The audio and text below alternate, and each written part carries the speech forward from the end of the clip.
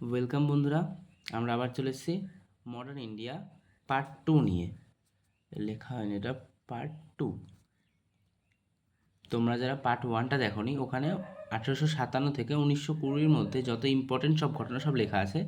আজকে আমরা কি করব? আজকে আমরা করব 1921 থেকে 1947, কারণ 20টা আমরা আগের দিন করে ফেলেছি। আর তোমরা চাইলে আমি আগের দিনের যে ভিডিওটা, তার লিঙ্ক আমি আজকে ডিসক্রিপশনে দিয়ে দেবো। তো চলো আজকে বেশি কথা না বলি, আজকে ভিডিওটা চালু করা যাক। তো আমরা আগের দিন 1920 অব্দি করে ফেলেছিলাম, তো আজকে আমরা শুরু করবো 1921 থেকে। তো 1921 এখানে ইম্পর্ট্যান্ট কী হয়েছিল? 1921-এ ইম্পর্ট্যান্ট হয়েছিল প্রিন্স অফ ওয়েলস, ব্রিটেনের Prince of Wales, Prince of Wales ভারতে এসেছিল। তাহলে came to India, Prince of Wales ভারতে এসেছিল। নেক্সট 1922 আমরা জানি চৌরি ইনসিডেন্ট, চৌরি ঘটনা। নেক্সট 1923। আচ্ছা, চৌরি ঘটনা সম্পর্কে তোমরা কি জানো? চৌরি ঘটনা এটা এই ঘটনার ফলে 1920 সালে গান্ধীজি অসহযোগ আন্দোলনটা করেছিল, সেই আন্দোলনটা বন্ধ হয়ে গেছিলো। ঠিক আছে, 1923 এই সময় হয়েছিল কি? এই সময় হয়েছিল স্বরাজ পার্টির স্থাপনা হয়েছিল। স্বরাজ পার্টির স্থাপনা হয়েছিল এই সময়। কার দ্বারা?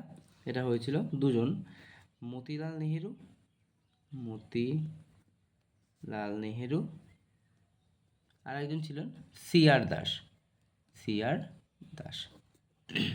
নেক্সট 1924 এই সময় ইম্পর্টেন্ট কী হয়েছিল? এই সময় হয়েছিল হিন্দুস্তান, এটা একটা পার্টি বলা যেতে পারে, হিন্দুস্তান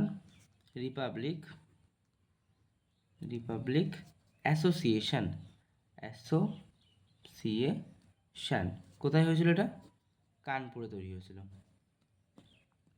নেক্সট 1925 সালে তৈরি হয়েছিল রাষ্ট্রীয় সেবক সংঘ।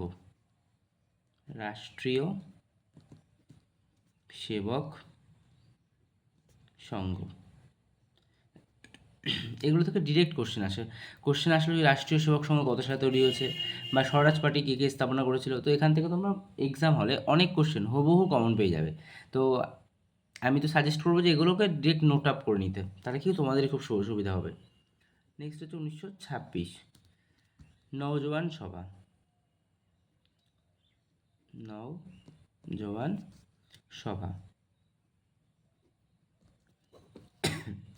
নেক্সট 1927 কী হয়েছিল? এই সময় হয়েছিল সাইমন কমিশন তৈরি হয়েছিল কিন্তু, ঠিক আছে? কোথায় তৈরি হয়েছিল? সাইমন কমিশন তৈরি হয়েছিল ইংল্যান্ডে, ভারতে কিন্তু আসেনি। ভারতে এসছে 1928-এ, তো তৈরি হয়েছিল সেটুকু শুধু লিখব, ইংল্যান্ড। নেক্সট 1928 ইম্পর্টেন্ট যেটা, সেটা হচ্ছে নেহেরু রিপোর্ট এসেছিল। কে দিয়েছিল নেহেরু রিপোর্ট? মতিলাল নেহেরু দিয়েছিল। এটা লিখলাম না। আর একটা যেটা, সেটা হচ্ছে সাইমন কমিশন ভারতে এসেছিল। কিন্তু এটার বিরোধ করা হয়েছিল, কারণ এখানে কোনো বাঙালি সদস্য ছিল না বা ভারতীয় সদস্য ছিল না, এখানে সবই ব্রিটিশ সদস্য ছিল। নেক্সট 1929 এই সময় ইম্পর্টেন্ট কি? এই সময় পূর্ণ স্বরাজের দাবি জানানো হয়েছিল। পূর্ণ স্বরাজ এর দাবি জানানো হয়েছিল। কি জানিয়েছিলেন? জওহরলাল নেহেরু। কোথাকার? লাহোর সেশনে জানানো হয়েছিল ওটা, মানে আইএনসি লাহোর সেশনে জানানো হয়েছিল পূর্ণ স্বরাজ। নেক্সট 1930 কী হয়েছিল? লবণ সত্যাগ্রহ হয়েছিল। কে করেছিল এটা? গান্ধীজির দ্বারা করা হয়েছিল লবণ সত্যাগ্রহ, যেটা সবরমতী আশ্রম থেকে শুরু হয়েছিল। নেক্সট এখানে আরেকটা হয়েছিল সিভিল, গান্ধীজিরই লবণ সত্যাগ্রহ কমপ্লিট করার পর তিনি করেছিলেন সিভিল ডিসঅবিডিয়েন্স,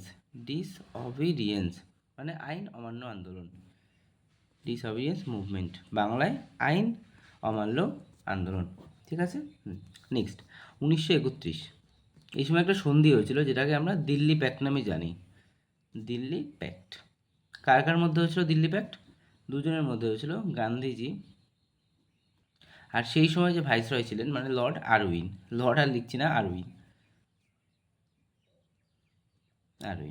ঠিক আছে। নেক্সট 1932 এই সময় হয়েছিল কি পুনা প্যাক্ট। এই দুটো মোস্টলি ইম্পর্টেন্ট, এই দুটো ম্যাক্সিমাম টাইম রিপিট করে এসএসসি। পুনা প্যাক্ট, পুনা প্যাক্ট কোন দুজনের মধ্যে হয়েছিল? দুজন ভারতীয়র মধ্যে হয়েছিল। একটা হচ্ছে আম্বেদকর,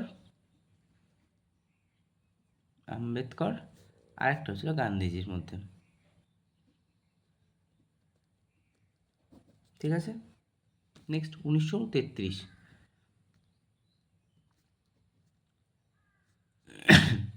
হরিজন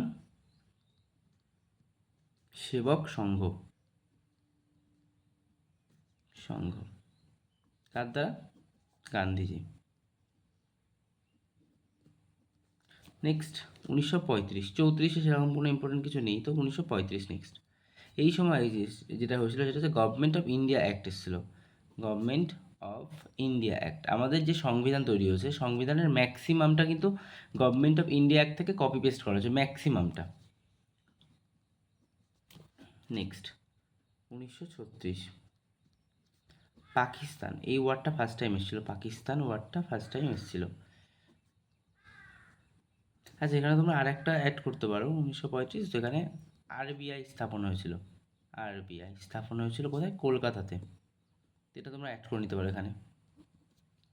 নেক্সট 1937, এখানে হচ্ছে আইএনসির প্রথমবারের জন্য গ্রামে সভা বসেছিল। গ্রামে সভা প্রথমবারের জন্য বসেছিল, ঠিক আছে? এর আগে কখনো গ্রামে সভা বসেনি। আচ্ছা, যদি বলে যে কোন গ্রাম, এটা হচ্ছে ফৈজপুর।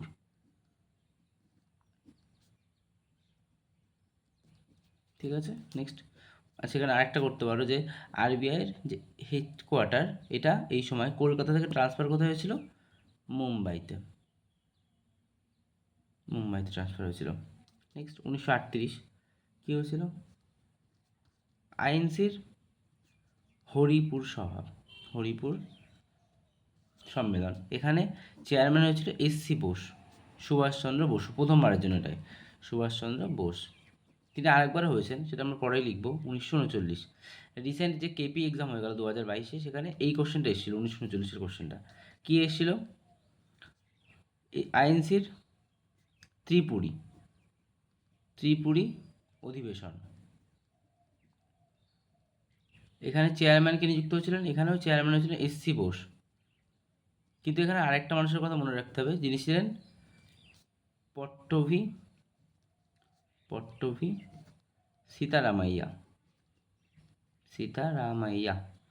এই সীতারামাইয়া গান্ধীজির, গান্ধীজি বলছি, এখানে সুভাষচন্দ্র বসুর বিপরীতে দাঁড়িয়েছিলেন।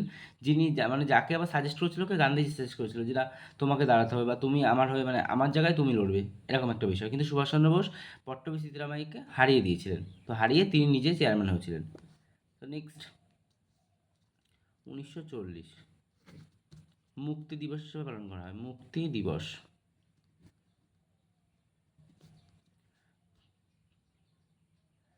পাকিস্তান সেপারেশন, পাকিস্তান সেপারেশন প্রথম ডিমান্ড ওঠে, সেপারেশন, যে পাকিস্তানকে আলাদা করতে হবে, প্রথম ডিমান্ড আসে। নেক্সট 1941,